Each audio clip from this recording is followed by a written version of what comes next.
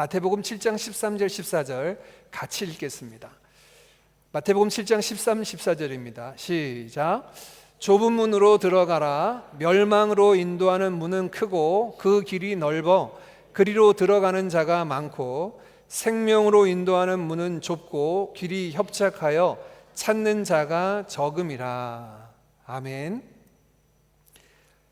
지난주일 함께 나눈 말씀으로 예수님께서 전하고자 하는 산상수훈의 모든 말씀은 다 마쳤습니다. 함께 나눈 것처럼 산상수훈의 본론이 끝났습니다. 오늘부터 읽은 이 13절부터 마지막 29절까지가 산상수훈의 결론 부분인데요, 예수님께서 하시고 싶으신 말씀은 본론에 다 하셨습니다. 가짜 의가 아니라 진짜 의가 무엇이냐. 손으로 살인하지 않는다고 해서 내가 살인자가 아닌 것도 아니고요, 하나님께서 말씀하신 이 진짜 의가 무엇인가에 관해서 말씀해 주시고, 껍데기 신앙이 아니라 알맹이가 있는 참된 신앙이 무엇인가 예수님께서 다 말씀해 주셨습니다. 그리고 오늘부터 우리가 살펴보는 이 결론 부분은 지금까지 말씀하신 것에 대해서 결단을 촉구하고 헌신을 요구하는 모습이 산상수훈의 본론 부분에 있습니다. 예수님께서는 어찌 보면 그 긴 설교를 다 마치신 이후에 설교의 결론 부분, 설교의 마무리 부분에 무엇을 말씀하고 계시냐면, 너희가 지금 내가 전한 이 말에 대해서 이 말씀에 대한 믿음으로 반응하고 순종하겠느냐라고 결단을 촉구하고 헌신을 요구하시는데, 특별히 네 가지 이야기를 이 결단을 촉구하는 메시지를 통해서 말씀하십니다. 그 첫 번째 이야기가 오늘 본문 말씀이고, 이 네 가지를 함께 살펴보고 이제 산상수훈의 대장정을 저희가 마치게 되는데요, 7장 13절 14절 말씀에는 두 개의 문에 관한 이야기입니다. 두 개의 문이 있다라고 말씀하십니다. 7장 15절에서 20절까지 말씀은 두 선지자에 관한 이야기입니다. 거짓 선지자와 참된 선지자에 관한 말씀을 해주십니다. 21절부터 23절까지는 두 제자에 관한 말씀을 해주시고, 마지막 23절부터 27절까지 말씀은 두 건축자 이야기입니다. 반석 위에 집을 짓는 자와 모래 위에 집을 짓는 두 건축자 이야기로 마치게 됩니다. 기억하십니까? 제가 쭉 읽었는데 한번 시험 볼까요? 첫 번째 뭐예요? 두 개의 문. 두 번째 두 선지자. 세 번째 두 제자. 마지막 네 번째 두 건축자. 공통점이 있죠. 이 네 가지의 공통점이 무엇입니까?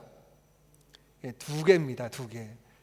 두 개밖에 없다라고 하는 것을 통해 예수님께서 결단과 헌신을 촉구합니다. 이미 예수님께서는 산상수훈의 본론을 말씀하시면서도 비슷한 말씀을 하셨습니다. 이 길 아니면 저 길밖에 없습니다. 중간 길, 믹스된 길은 존재하지 않습니다. 순종이 아니면 불순종입니다. 순종을 하지 않아도 불순종도 아닌 삶이 존재하는 것 아닙니다. 순종이 아니면 불순종이다. 두 가지밖에 없다라고 그 결론 부분을 이야기하면서 딱 정해서 말씀해 주고 계시죠. 그 두 가지 이야기의 포문을 여는 것이 오늘 본문 말씀인 13절, 14절 두 개의 문에 관한 말씀입니다.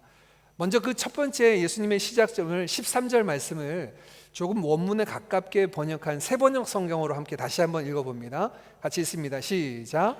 좁은 문으로 들어가거라. 멸망으로 이끄는 문은 넓고 그 길이 널찍하여서 그리로 들어가는 사람이 많다. 예수님께서 첫 번째 이 결론 부분을 시작하시면서 한 가지 명령으로 시작합니다. 주어는요 2인칭 복수입니다. 너희는 생략되어 있지만 너희는 좁은 문으로 들어가라 라고 되어 있습니다.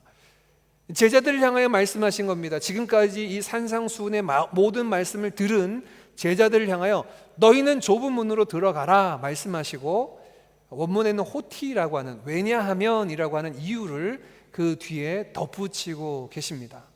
왜냐하면 멸망으로 인도하는 문은 넓고 그 길로 인도하는 길도 널찍하여서 그리로 들어가는 사람이 많다 말씀하시죠. 자, 여기서 보면 예수님께서 말씀하신 것이 두 가지가 등장합니다. 문이 등장하고 길이 등장하는데요. 자, 이 문이 보면 문은 넓은 문입니까? 큰 문입니까? 국어 영역입니다. 문은 큰 문, 작은 문입니까? 넓고 좁은 문입니까? 크고 작은 문이죠. 넓고 좁다라고 하는 건 길을 얘기하는 것이지 문을 향하여 이야기하기는 좀 어렵지 않습니까? 그런데 예수님은 narrow gate, 좁은 문이라고 이야기를 하고 있어요. 이 narrow라고 하는 것은 문에는 적합하지 않은 수식어죠. 그래서 이 세번역 성경에는 뭐라고 번역하고 있냐면 문은 넓고 길은 널찍하여서, 중간에 보면 길이 널찍하다라고 번역했는데 맞습니다. 길은 넓은 길, 좁은 길이 가능합니다. 그런데 문은 넓고 좁고가 아니라 크고 작고가 어울리죠.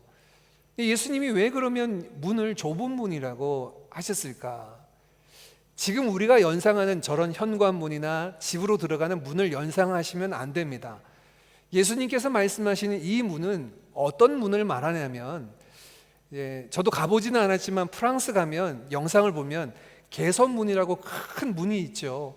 도로 한복판에 방사선 도로가 있는 그 한복판에 그 개선문이 있어서 수많은 방향으로 차와 사람들이 그곳을 지나는 큰 문이 있습니다.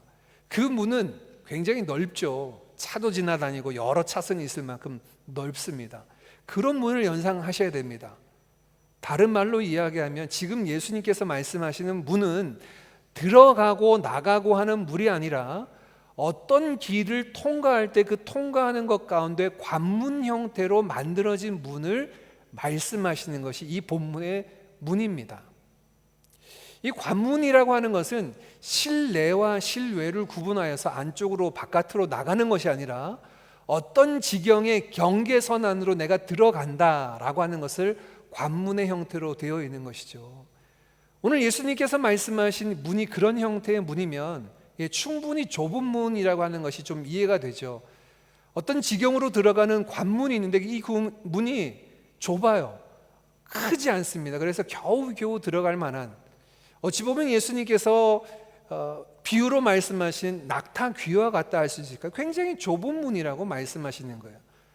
그 좁은 문에 연결된 길조차도 14절 말씀에 보면 협착한 길이라고 말씀하고 있고, 13절 말씀에는 좁은 문으로 들어가라 말씀하신 이후에 반대 넓은 문을 먼저 소개합니다. 이 넓은 문은 당연히 널찍한 길과 연결되어 있겠죠.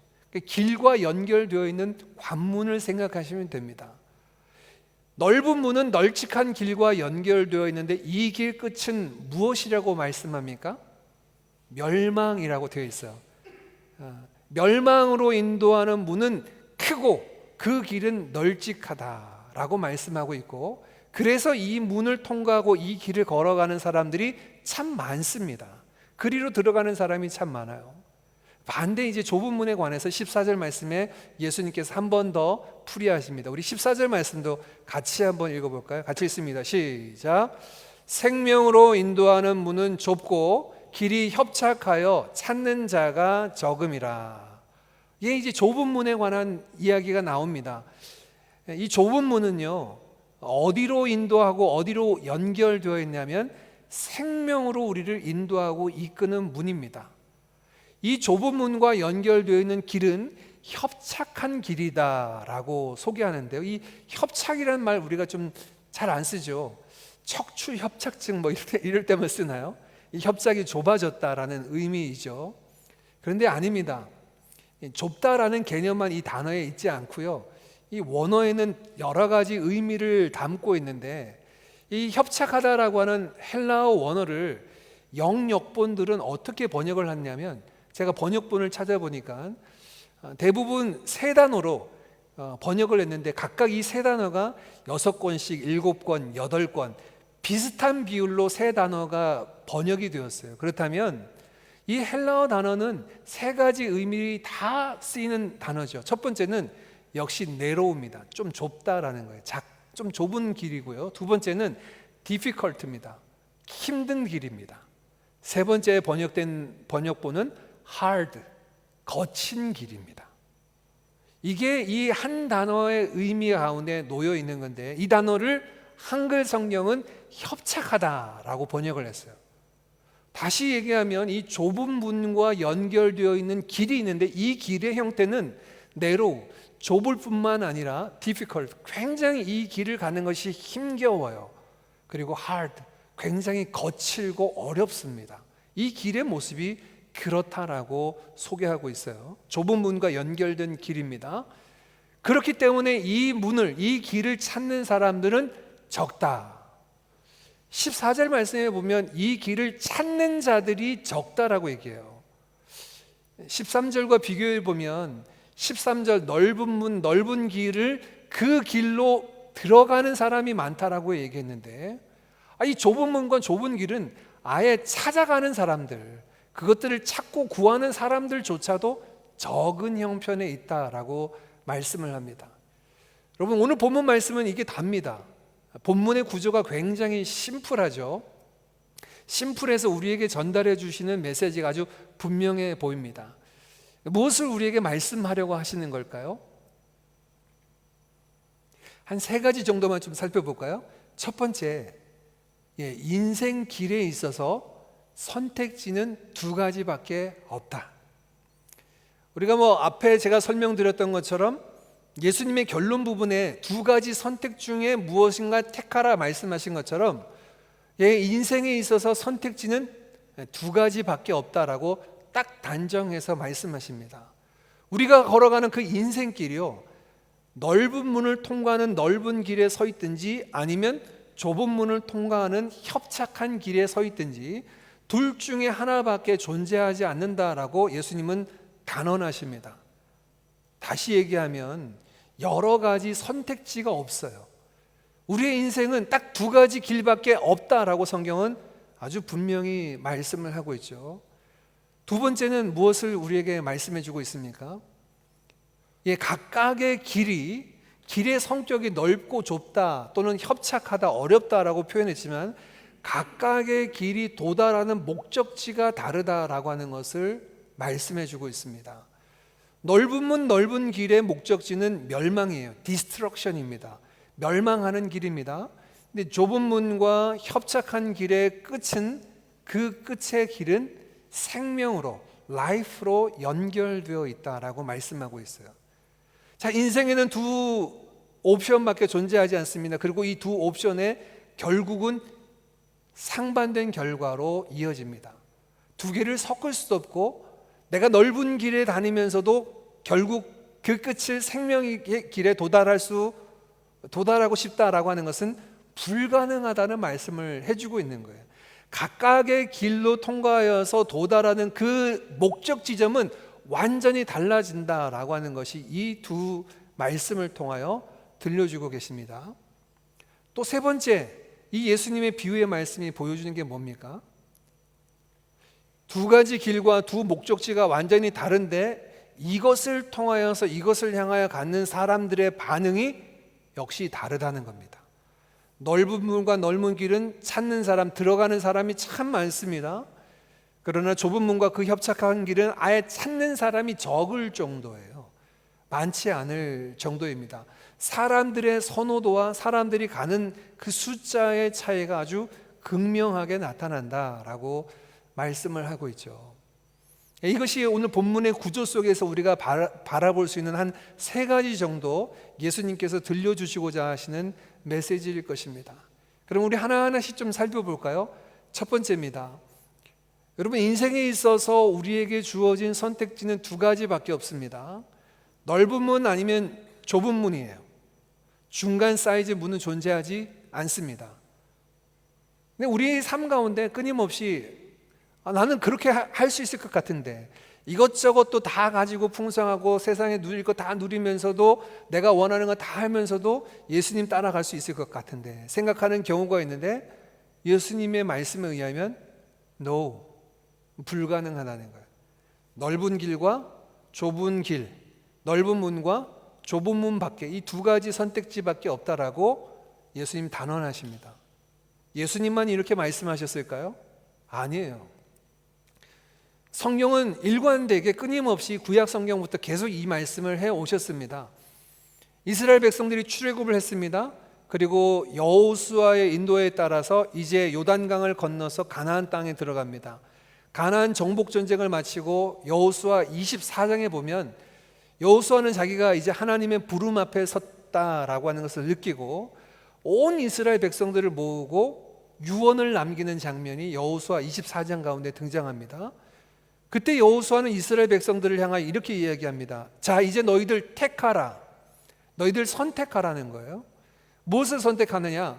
너희들 보기에 이 땅 가나안 사람들이 섬기던 신이나 혹은 너희 조상들이 옛적 이집트에서 섬기던 신이 좋아 보이든지, 또는 우리를 이곳 가운데 인도하셔서 이 땅에 기업을 주신 여호와 하나님이 좋은 하나님으로 보이든지 둘 중에 하나를 선택하라.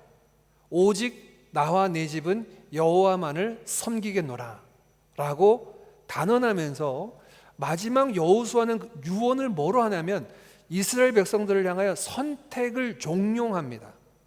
너희들 어떤 신을, 어떤 하나님을 믿을래? 라고 종용하고 있어요. 예, 구약부터요, 우리의 신앙은 선택하는 것에 관한 연속이었음을 알 수 있습니다. 이스라엘 백성들은 계속해서 역사를 이어가면서 그들은 하나님만을 사랑하고 하나님만을 섬기도록 선택된 백성이다라고 이야기하면서도 여러 선택지를 향하여 달려나갔죠. 이것도 좋고 저것도 좋다라고 생각하며 달려갔던 그런 삶이었는데 결국이 어떠했습니까? 그런 삶이 결코 하나님의 백성의 삶이 아니었죠. 마지막으로 남유다가 멸망하게 될 즈음에 하나님께서는 예레미야 선지자를 통하여서 남유다에게 이렇게 경고하시는데, 예레미야 말씀입니다. 함께 같이 한번 읽어볼까요? 21장 8절 시작. 여호와께서 말씀하시기를 보라, 내가 너희 앞에 생명의 길과 사망의 길을 두었노라. 너는 이 백성에게 전하라 하셨느니라. 나라의 국군이 지금 쓰러져 가고 어두워져 가고 있는 남유다에 하나님은 이스라엘 백성들을 향하여 이 예레미야 선지자를 보내시며 하는 말씀이, 너희 앞에 두 선택지가 있다. 생명의 길과 사망의 길이 있다. 너희들 무엇을 선택하겠느냐? 믿음은요, 믿음은 오늘 예수님의 말씀에 의하면 선택입니다. 우리의 구원의 길을 위하여서 예수 그리스도 그 십자가를 선택하고 십자가를 붙잡는 것이 믿음입니다. 믿음을 따라 살아간다는 것은 삶의 수많은 선택지 중에 오직 하나님과 그 하나님의 계명을 따라 살아가겠노라고 하나님의 말씀을 붙잡는 선택입니다. 우리의 믿음은 예배당에서 외치는 구호와 입술의 진술에 의해서 드러나는 게 아니라 여러분이 지난 일주일간의 삶 속에서 삶의 여러 가지 선택지 중에 무엇을 선택했느냐를 뒤돌아보시면 여러분의 믿음이 어떤 모습으로 무엇을 선택하고 어떤 길 위에 서 있는지가 드러날 것입니다. 오늘 예수님의 촉구는 그렇습니다. 인생길에게는 두 가지 길이 있고 그 두 가지 길 가운데 좁은 문과 협착한 길을 택하는 것이 곧 믿음이다 라고 말씀을 하고 있습니다. 그리고 두 번째, 예수님께서 우리에게 뭐라고 말씀을 하십니까? 이 13절 말씀에 너희는 좁은 문으로 들어가라 라고 명령을 하고 계세요. 왜 그 명령을 하십니까? 좁은 길로 들어가야지만, 좁은 문으로 들어가야지만 그 길 끝에 있는 생명을 얻을 수 있기 때문에 그래요. 생명을 얻을 수 있기 때문에 그렇습니다. 그래서 예수님은 그렇게 종용하시는 거죠. 자, 두 번째, 오늘 예수님께서 말씀하신 이 비유를 통해서 좀 우리가 한 가지만 더 좀 보기를 원합니다. 그러면 넓다, 좁다라고 하는 것은 도대체 무엇을 의미하는 걸까요? 넓다, 좁다. 좁다라고 하는 것이 협착하다, difficult와 hard라고 하는 단어가 있는 거 보니까 어렵고 힘든 것 같긴 한데, 그러면 넓다라는 건 또 무엇을 의미하는 걸까요? 여러 가지로 볼 수 있겠죠. 이 넓고 편하고 쉬운 길, 우리가 그냥 우리의 옛 본성대로 살아가도 부담 없고 어려움 없는 그 길일 수도 있고요. 좁고 협착한 길이라고 하는 것은 우리 죄악된 본성을 거슬러서 내 무릎을 날마다 쳐 복종시키며 하나님 말씀 앞에 순종하며 살아가야 되는 어려운 삶의 경우들도 있을 수 있죠. 삶의 내용이 다릅니다. 그런데 여러분 가만히 보면 이 넓다 좁다 가운데 어느 한 신학자는 이렇게 표현하게 됐습니다. 이것이 과연 삶의 모습일 뿐일까? 삶의 모습뿐만이 아니라는 거예요. 우리의 신앙의 색깔과도 이것이 연결되어 있다라고 해설을 했는데 그 말에 동의합니다. 다른 말로 하면 이렇습니다. 이 넓은 길이라는 건 뭐냐면 이것도 좋고 저것도 선하다, 모든 것이 다 옳고 모든 것이 가하다라고 여러 가지 의견과 여러 가지 것들을 다 포함하는 거죠. 이것들을 이제 요즘 오늘날은 우리가 경계하는 신앙의 색깔 중에 종교 혼합주의라고 하는 것을 쓰는데요. 우리가 흔히 얘기하는 뭐로 가도 서울만 가면 되는 거 아니야? 어떤 종교든지 어떤 신앙이든지 가지면 그 신앙이 그 사람한테 유익도 주고 결국 구원의 길에 도달하는 것 아니야? 라고 하는 것, 넓은 길일 수 있어요. 이 넓다라고 하는 것은 모든 것을 포용하고 모든 것을 안고 모든 것을 안고 허용한다는 범위 안에서도 마찬가지죠. 그래서 한 신학자의 그 해설처럼 저는 이 넓다라는 표현 안에 우리의 신앙의 내용도 포함된다고 생각합니다. 모든 것들이 가하고 모든 것들이 선하고 모든 것이 옳다라고 다 하는 것은 아니에요. 그럼 좁다라는 건 무엇입니까? 이 좁다라고 하는 건 이것과 반대로 우리의 신앙과 삶의 유일한 법칙은 오직 하나님의 말씀 성경뿐입니다 라고 성경을 중심으로 생각하고 성경만 붙잡는 신앙이 좁은 신앙일 수 있습니다. 어떤 분이 얘기합니다. 그렇게 살아가면 오늘날 어떻게 살아갑니까? 너무 융통성이 없고 너무 어렵고 시대에 뒤떨어지는 것 같은 삶이 아닙니까? 제가 우리 성도님들하고 몇 번 같이 나누었지만 신앙은 보수적인 게 좋습니다. 신앙은 막 무엇이든지 다 옳고 다 수용하고 다 같이 할 수 있는 것으로 간다면 하나님을 향한 온전한 신앙을 지키기가 불가능합니다. 신앙은 보수적인 게 옳아요. 오직 성경만이 우리의 신앙과 삶의 유일한 법칙입니다 라고 하는 우리 믿음의 선진들의 고백처럼 이 하나님의 말씀만을 따라 살아가겠노라고 작정하고 따라가는 신앙, 이게 좁은 문의 좁은 길의 신앙일 수 있습니다. 우리의 신앙의 내용들도 좁고 넓고 라고 하는 것의 차이도 있고요. 삶을 살아가면서 이 좁고 넓고의 길에 여러 가지 부분들이 있을 수 있죠. 제가 몇 차례 우리 자매님들하고 같이 이제 교회 안에서 양육 훈련을 할 때가 있었습니다. 그때 이 주제만 나오면 자매님들이 참 어려워했습니다. 왜냐하면 걸어가기는 좀 넓고 편한 길을 가고 싶고 도착하기는 생명에 도착하고 싶은데 나는 그거 가능할 것 같은데 그거 안 됩니까? 자꾸 저한테 물어보시더라고요. 그 마음속에 보면 역시 뭐가 보여요? 넓고 편한 길이 좋아 보이는 것 같아요. 그걸 놓쳐버리고 싶지 않은 것 같아요. 어찌 보면 그렇게 질문하는 그 내면에 이미 편한 길에 내가 들어서 있다, 이 길에서 돌이키는 것이 참 어렵다라고 표현하는 것일 수 있어요. 아니요. 두 번째입니다. 그러면 좁고 협착한 길만 가면 참 고되고 어려운 길인가? 고통스러운 길인가? 아닙니다. 좁은 길을 걸어도 주와 함께 가는 것, 날마다 찬양하며 걸어갈 수 있어요. 제가 이제 신학교에 들어가고 목회자의 길을 걸어가면서 옛날 이제 친구들 보면 이제 신앙이 없는 친구들 만나는 경우들이 있죠. 이때 저한테 물어보기를, 예수 믿는 사람들은 무슨 재미로 살아가냐? 술도 안 마시고 노는 것도 아니고 제대로 재미있는 데 놀러 가지도 않고 무슨 재미로 살아가느냐? 그래서 제가 거꾸로 그 친구들한테 얘기한 게 있습니다. 너네는 술이 있어야 재밌지, 나는 술이 없어도 재밌다. 뭐가 있어야 재밌고 뭐가 있어야 신난다는 건 그것 없으면 아무것도 없는 재미인데 나는 그것 없어도 언제나 즐겁고 언제나 행복하다. 여러분, 좁은 문, 협착한 길이 고통스럽고 괴로운 길일까요? 아니에요. 다른 사람들이 그 초입에 보기에 이 문은 좁고 이 길은 참 험한 길처럼 보이지만 그 길 걸어간 모든 믿음의 선진들이요, 항상 기뻐하고 범사에 감사하는 그 은혜를 누리며 살았습니다. 이 길이 우리에게 가져다 주는 은혜가 있어요. 이 길이 고통스럽지 않습니다. 우리가 생각하는 것처럼 주님 따르는 그 십자가의 길이 나를 날마다 처복종시키는 그 삶이 괴롭고 힘겨운 삶이 아닙니다. 뭐가 괴롭고 힘든 겁니까? 내 마음 속에 넓은 길과 넓은 문을 사모하는 마음을 내려놓는 게 괴로운 거예요. 이게 괴로워서 못하는 겁니다. 아닙니다. 인식의 전환을 가지십시오.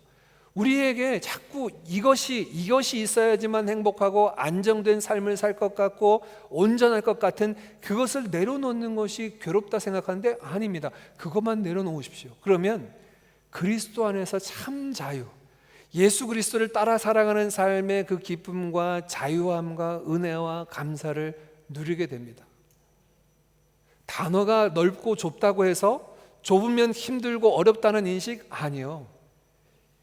찾는 사람이 적기 때문에 그렇긴 하지만 이 길에는 생명이 있습니다.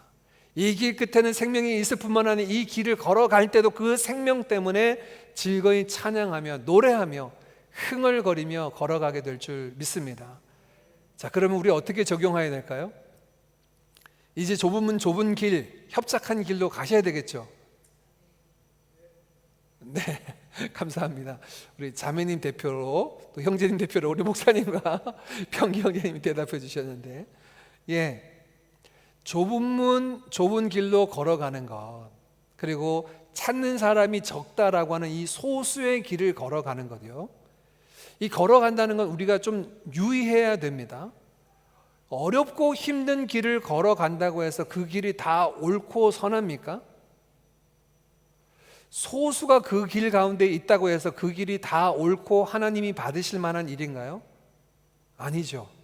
우리가 보통 얘기하는 요즘 이제 LGBT 문제, 성소수자 문제, 이 소수이기 때문에 우리는 보호받아야 되고 우리가 이야기하는 것은 선하고 우리가 얘기하는 것은 옳다라고 얘기하는 것은 소수는 항상 선하고 인정해야 된다라고 하는 잘못된 그 논리 속에 들어간 거죠. 사람이 적고 선택지가 좁다고 해서 그 길을 걸어간다고 옳은 게 아닙니다. 또는 어렵고 힘들고 그 힘든 길을 걸어가야지만 내가 좁은 문 좁은 길을 걸어간다, 이것도 아닙니다. 오해하지 마십시오. 기독교 신앙은 고행주의가 아닙니다. 고행을 해야지, 포기하고 어렵고 막 힘든 여정을 걸어와야지만 온전한 신앙이다라고 이야기하는 것도 아닙니다. 무엇을 얘기하는 걸까요? 무엇은 어떤 좁은 길과 험한 길을 말씀하시는 걸까요? 예수님께서 일찍 그 말씀을 하신 것이 있습니다. 이 산상수훈을 시작하시면서 팔복 중에 마태복음 5장 10절에 이렇게 말씀을 하셨습니다. 의를 위하여 박해를 받은 자는 복이 있나니 천국이 그들의 것이미로다.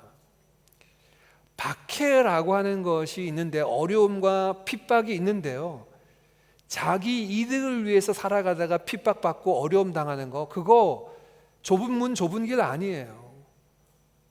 무엇을 위하여서 핍박받는 거예요? 의를 위하여서. 의를 위해서 하나님의 선을 이루고 주의 뜻을 이루기 위해서 받는 어려움과 박해가 좁은 문 좁은 길의 내용입니다. 전에 제가 한번 말씀을 드린 적이 있는데, 제가 대학 시절에 이제 꼭 한번 해보고 싶었던 그 낙도 선교를 간 적이 있습니다. 모든 알바를 다 이제 내려놓고 낙도 선교를 한번 간 적이 있습니다. 저희 팀을 이끌던 저는 이제 학부생이었고 대학원 다니시는 전도사님이 계셨는데, 통영의 어느 교회가 없는 섬으로 저희가 이제 통통배를 타고 들어갔습니다. 그리고 우여곡절 끝에 또 하나님의 인도하심 가운데 한 집에서 저희가 머물도록 허락을 받았는데, 첫날 이제 모여서 밤새도록 저희가 한 2시간 정도 기도했던 것 같아요. 뜨겁게 막 저녁 먹고 기도를 하고, 내일 이제 가가호 축호 전도를 나가고 또 주일학교 성경학교 사역을 준비하면서 막 이 땅에 이 섬에 있는 아이들을 주십시오 막 기도를 했는데, 그 다음날 아침에 저희에게 방을 내어주신 그 아주머니께서 찾아오시더니, 밤에 왜 이렇게 시끄럽게 떠드냐, 여기 섬 사람들은 자정 넘어서 배 타고 나가서 새벽에 고기잡이 하는 사람들인데, 그래서 저녁 먹고 다들 7시면 다들 자리에 눕는데 8, 9시 돼서 그렇게 큰 소리로 떠들면 이 동네 사람들 고기잡이 다 망친다고 막 뭐라 하시는 거예요. 근데 그때 제가 이제 그 얘기를 듣고 저희가 잘못했구나, 이 섬 사정을 잘 몰랐구나 생각했는데, 그 인도하셨던 분이 그런 얘기를 하는 거예요. 야, 우리가 이제 복음을 전하다 기도하다가 박해를 받는다. 그래서 다른 모든 사람들이 이거는 우리의 무례함으로 받는 핍박이지 신앙을 따라 살아가는 때 오는 핍박이 아니다. 여러분, 우리가 때로 무례해서 우리의 잘못으로 받는 어려움과 핍박이 있어요. 그거는 좁은 문 좁은 길이 아닙니다. 의를 인하여서 핍박을 받는 자는 복이 있나니 천국이 그들의 것입니다. 말씀하신 거예요. 의를 인하여서 받는 여러 가지 어려움들이 있어요. 너만 잘나느냐, 내가 이런 삶이냐 라고 말하는 것들이죠. 그런 경우를 이야기를 합니다. 사도 바울도 이제 그의 인생의 마지막에 쓴 성경으로 일컬어지는 디모데후서 말씀이 있는데, 이 디모데후서에 그의 영적 아들 된 디모데에게 디모데후서 3장에 이렇게 교훈을 합니다. 3장 12절 말씀입니다. 같이 읽습니다. 시작. 무릇 그리스도 예수 안에서 경건하게 살고자 하는 자는 박해를 받으리라.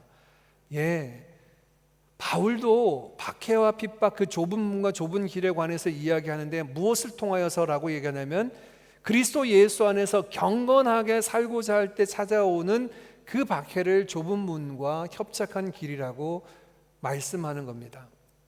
경건을 위해서 살아가는 거예요. 이런 모습들이 우리 가운데 좁은 문 좁은 길로 걸어가야 되는 부분이죠. 그러면 여러분, 구체적으로 이 땅 가운데 우리가 살아가면서 이번 주부터 좁은 문으로 걸어가겠다 작정하신다면 어떻게 해야 될까요? 어떤 모습으로 우리가 가는 것이 좁은 문과 좁은 길을 걸어가는 삶일까요? 로마서 12장 2절 말씀은 이렇게 이야기합니다. 12장 2절입니다. 너희는 이 세대를 본받지 말고 오직 마음을 새롭게 함으로 변화를 받아 하나님의 선하시고 기뻐하시고 온전한 뜻이 무엇인지 분별하도록 하라. 아멘. 좁은 문과 좁은 길을 걸어간다는 게 무엇인지 가장 잘 보여주는 성경 구절이 저는 이 로마서 12장 2절이라고 보여집니다. 좁은 문이 무엇입니까? 너희는 이 세대를 본받지 말라. 이 세대 사람들이 살아가는 삶의 형태로 걸어간다면 편합니다. 저항이 없어요. 어려움이 없습니다. 갈등도 없습니다. 이 세대를 본받는 삶이 그 넓은 길일 수 있죠. 그런데 이 세대를 본받지 않은 것이, 그 세대의 가치를 따라 살아가지 않는 것이 여러분 좁은 문과 좁은 길로 걸어가는 삶이죠. 지난 한 주 여러 가지 선택지 가운데 여러분의 삶에 요구되는 일들 가운데 우리의 삶 속에서 무엇을 선택하고 하고 하지 않고의 그 기준점이 다른 사람들이 다 하는데 였습니까? 아니면 하나님의 말씀을 따라 살아가는 그것이었습니까? 간혹 우리 성도님들 중에도 그런 고민과 갈등을 하시는 분들이 계시더라고요. 내가 주변에 보니까 다른 크리스찬들도, 다른 믿는 사람들도 다 그렇게 살던데 나도 그렇게 살면 되지 않느냐. 예, 아니요. 좁은 문으로 걸어가는 삶은요, 이 세대나 다수의 삶을 따라가지 않는 것입니다. 다수가 걸어간다고, 많은 사람들이 그 길을 걸어간다고 나는 그들과 다르게 살아가면 큰일 날 것 같은, 아니, 그렇지 않습니다. 민주주의 사회에서 우리가 살아가고 있죠. 이 민주주의가 진행하는 가장 중요한 가치의 판단 기준은 다수결의 원칙이죠. 다수가 지지하고 결정하는 것이 민주주의 운영의 가장 밑바탕에 있습니다. 투표도 마찬가지고 선거도 마찬가지죠. 근데 예를 들어서 여러분, 그러면 민주주의에서는 이 다수결의 원칙에서 진행되는데 많은 사람들이 택했다고 모든 것이 다 그 결정이 선하고 옳습니까? 아니죠. 그런데 우리는 은연중에 이런 생각을 하는 거예요. 이 세상 사람들, 아니 예수 믿는 사람들, 많은 사람들도 다 그렇게 살던데 왜 유난히 나만 그렇게 살면 안 돼? 라고 하는 마음을 갖는 것은 잘못된 겁니다. 좁으면 좁은 길으로 걸어가는 게 아니에요. 예수님께서 말씀하신 좁은 문은 바로 이 세대를 본받지 않는 것에서 출발합니다. 이 말씀은 그러면 세상 속에서 청개구리로 살아가면 된다, 이 말씀인가요? 그건 아닙니다. 이 세대를 본받지 말고 우리가 본받아야 될 것이 있는데 바로 아랫줄에 있습니다. 하나님의 선하시고 기뻐하시고 온전한 뜻이 무엇인지 분별하는 거예요. 세상 사람들이 어떻게 살아가는가 살펴보며 따라가는 게 아니고요, 하나님의 선하시고 기뻐하시고 온전한 뜻이 무엇인지 살피며 살아가는 게 좁은 문으로 걸어가는 길입니다. 우리의 선택지에서 하나님 보시기에 무엇이 선할까? 하나님을 기쁘시게 할 것이 무엇일까? 하나님의 온전하신이라고 되어 있는데 아래 영어 성경책에 보면 perfect라고 되어 있습니다. 예, 완전하심입니다. 하나님의 완전하심을 우리를 세우고 온전케 하는 구원의 완전한 뜻이 무엇인가를 분별하면서 그 뜻대로 선택하며 살아가는 것이 좁은 삶입니다. 무조건 세대와 청개구리로 이 세대 사람들과 반대 방향으로 살아가는 게 아니고요. 더 구체적으로 하나님의 선기온, 선하시고 기뻐하시고 온전하신 뜻을 분별하며 살아가는 것입니다. 자, 그런데 이 로마서 12장 2절은 우리에게 중요한 것을 하나 알려줍니다. 자, 저를 잘 보십시오. 이 12장 2절의 구조입니다. 앞에는 본받지 말아야 할 것이 있고 뒤에는 본받아서 따라야 할 삶이 있습니다. 이 사이에 무엇이 끼워져 있어요? 무엇이 있습니까? 브릿지 역할하는 구절이 있습니다. 내용이 뭔가요? 너희는 마음을 새롭게 함으로 변화를 받아 라고 하는 말씀이 브릿지 형태로 이 가운데 끼워져 있습니다. 이 말씀의 구조는 이렇습니다. 어떻게 그러면 세대를 본받지 않고 어떻게 우리는 하나님의 선기온을 따라서 살아갈 수 있을까? 그 방법은 가운데 브릿지에 담겨 있어요. 우리의 마음을 새롭게 함으로 변화를 받는 것에 있습니다. 제가 준비하면서 보니까 영어 성경책은 참 재미나게 번역을 했어요. 너희는 이 세대를 본받지 말라라고 하는 것을 do not be conform이라고 되어 있고요. 너희는 이 마음을 새롭게 함으로 변화를 받으라라고 하는 것을 transform이라고 얘기해요. 우리의 마음을 transform, 바꿔야 돼요. 변화시켜야 됩니다. 그런데 여러분, 이 중간 브릿지 역할을 하는 마음을 새롭게 함으로 변화를 받으라라고 하는 것을 한글 성경은 잘 안 보이는데 아래 영어 성경을 보시면 수동태로 되어 있어요. 마음을 새롭게 하는 것도 우리의 의지가 아니고 변화를 받는 것도 우리가 일궈낼 일이 아니라 우리는 수동태로 그것에 반응할 뿐입니다. 누구에 의해서일까요? 성령님에 의해서. 예수 그리스도를 믿는 자들에게 보내주신 성령으로 말미암아 마음을 새롭게 하고 변화를 받는 일이 필요합니다. 어떻게 이 세대를 본받지 않고 하나님의 선기온을 따르는 좁은 문 좁은 길을 걸어갈 수 있느냐? 하나님께서 우리를 변화시켜 주셔야 돼요. 우리의 마음과 생각을 바꾸어 주셔야 됩니다. 여전히 나는 믹스되고 싶어요. 넓은 길로 가고 그 끝은 생명에 도달하고 싶습니다. 그 마음을 하나님 앞에 맡기셔야 됩니다. 내 마음을 생각을 새롭게 해주시고 변화시켜 주십시오. 그렇지 않고는 좁은 문 좁은 길로 걸어가는 것 불가능합니다. 오늘 우리에게 그렇게 말씀하십니다. 우리가 걸어가는 길이 지금 어디에 있는가?